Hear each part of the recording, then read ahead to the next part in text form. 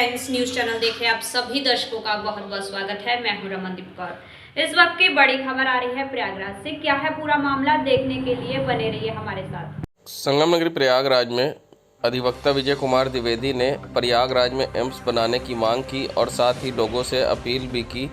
और जानिए क्या कहा विजय कुमार द्विवेदी ने अपनी अपील में। आपका उत्तराखंड है, वहाँ एम्स है, दूसरे एम्स की स्थापना के लिए प्रयास जारी है और मुझे लगता है कि 70 लाख आबादी वाला जो प्रयागराज है, यहाँ तो एम्स की बहुत ज़रूरत है ही।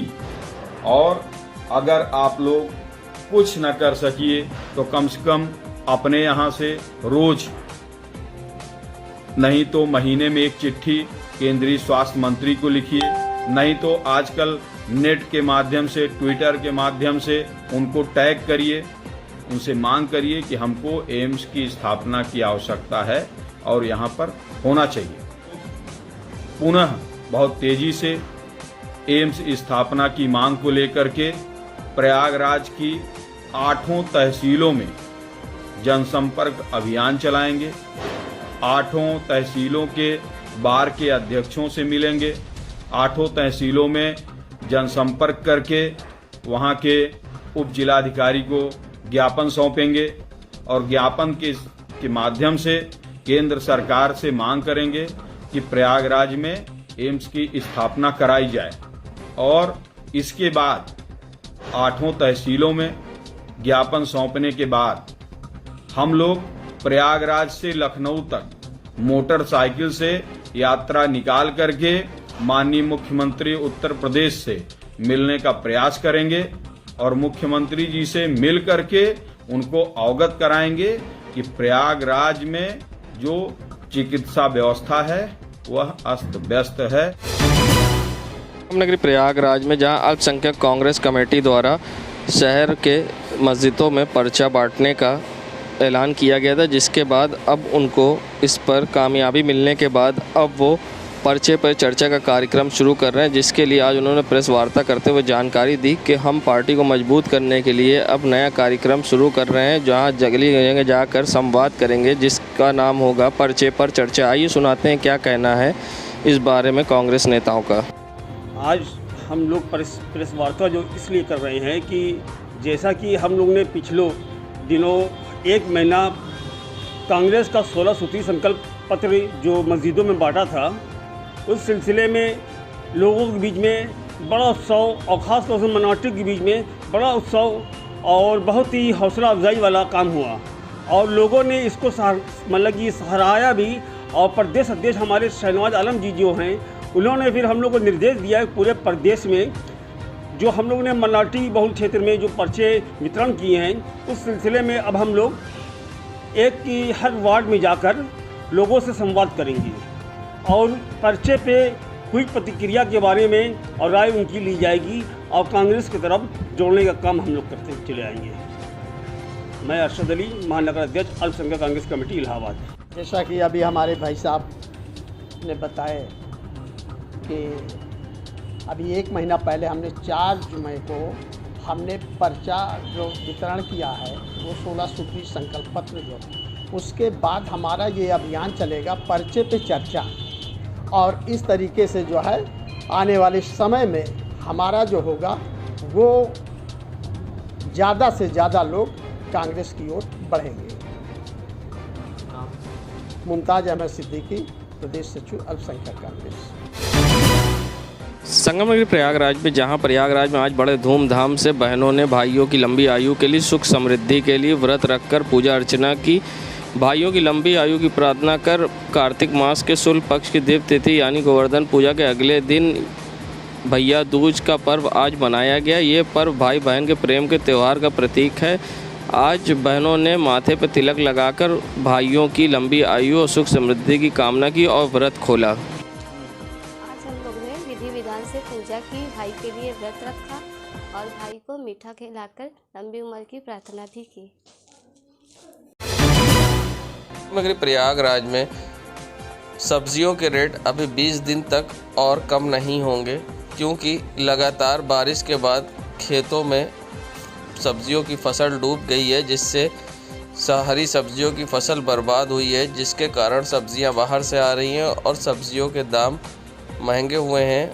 वहीं सब्जी व्यापार मंडल के अध्यक्ष सतीश कुशवाहा बताते हैं कि अभी करीब 20 दिन तक सब्जियों के दाम और कम नहीं होंगे। ये हरी सब्जियों का दाम इसलिए बढ़ गया है यहाँ पे कि इस समय जो बरसात बाद में हो गई थी, उस बरसात से जितनी हरी सब्जियाँ थी सब डूब गई और गंगा जी अभी फिर बाढ़ गई, तो उससे जो नई बुआई हुई थी वो भी फिर ख़राब हो गया।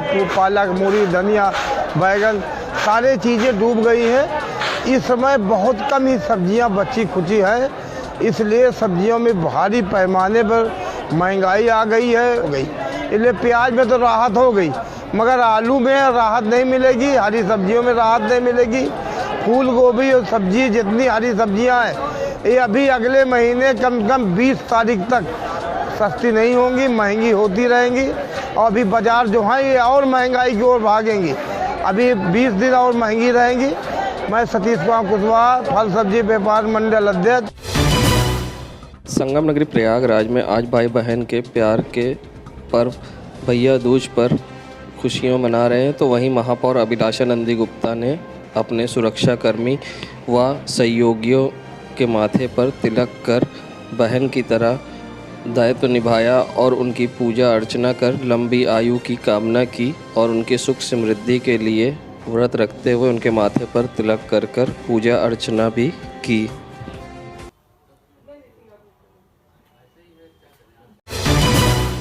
संगम नगरी प्रयागराज प्याज के दामों में आई कमी। बता दें, बीते दिनों बरसात के बाद प्याज की फसल खराब हुई थी, जहां साउथ और राजस्थान में बरसात के कारण प्याज की शॉर्टेज हुई थी, जिसके बाद सरकार द्वारा नाफेड की प्याज मार्केट में लाई गई, जिससे जो प्याज के दामों में उछाल हुए थे वो स्थिर हो गए थे। वहीं अब प्याज के होलसेल 20 से 25 रुपये किलो दाम होंगे और फुटकर में 30 से 35 रुपये किलो प्याज के दाम होंगे और लोगों को प्याज के दाम कम होने के बाद राहत मिली है। आइए जानते हैं किस तरह से दाम बढ़े थे और कैसे अब घटे। पहले दाम इसलिए बढ़े थे प्याज के क्योंकि साउथ में पानी बरसा, नया प्याज खराब हुआ, राजस्थान में पानी बरसा, नया प्याज खराब हुआ, तो पुराने प्याज में तेज़ी आई भयंकर, क्योंकि स्टॉकिस्टों ने तेज़ी कर दिया, खरीदारी करना शुरू कर। संस्था है, संस्था में वो प्याज सरकारी प्याज खरीद करके नाफेड एक उसमें एजेंसी में रखा जाता है और मोदी सरकार ने पहले जुलाई में इस प्याज को बेचा करते थे। अब की साल जो है अक्टूबर में उन्होंने प्याज को अपने देश की मंडियों में वितरण करके निकाल करके भारी भयंकर तेजी को उन्होंने मद्दे में परिवर्तित कर दिया। जो कि नाफेड का प्याज उन्होंने बहुत सस्ते रेट पर बेचवाया सरकार ने और मंडियों में आ करके वो बहुत मद्दा बिका, इसलिए किसानों का माल जो रखा हुआ था, व्यापारियों का माल जो रखा हुआ था भयंकर मद्दी के चपेट में पड़ गया, इसलिए प्याज मद्दा हो गया। संगम नगरी प्रयागराज में अपने रेस्क्यू को लेकर अक्सर चर्चा में रहने वाले अंकित टार्जन ने एक बार फिर जहरीले सांप कोबरा को रेस्क्यू किया है। बता दें, बमरौली गांव में एक जगह पर सांप निकलने की सूचना अंकित टार्जन को मिली, जिसके बाद अंकित टार्जन तत्काल बमरौली गांव पहुंचे और वहां पर उन्होंने कोबरा सांप को रेस्क्यू किया। आप देख सकते हैं किस तरह से सांप ने कई बार अंकित टार्जन को बाइट करने की कोशिश की, मगर अंकित टार्जन ने जहरीले कोबरा सांप को एक डब्बे में बंद किया और उसको रेस्क्यू कर ले जाकर जंगलों में छोड़ दिया। हमारे घर में बमरौली गांव है, बातराबाद मोहल्ला है, ठीक है, प्राइमरी स्कूल के पीछे मोहल्ला पड़ता है। बहुत ही जहरीला नाग निकला, कोबरा। तो हमने अंकित टार्जन जी को फ़ोन किया, जो इलाहाबाद से 10 से 15 मिनट में हमारे बमरौली गांव, हमारे घर तक, हमारे लोकेशन तक पहुंचकर वो बंद करके अब सांप को सकुशल अपना कहीं ले जाके छोड़ेंगे। तो दोस्तों, मुझे भी फ़ोन आया बमरौली मंदिर मोड़ के अंदर से, जो कि सारंगी का, मैंने वहाँ रेस्क्यू किया। तो दोस्तों आप देख सकते हैं इंडियन कोबरा,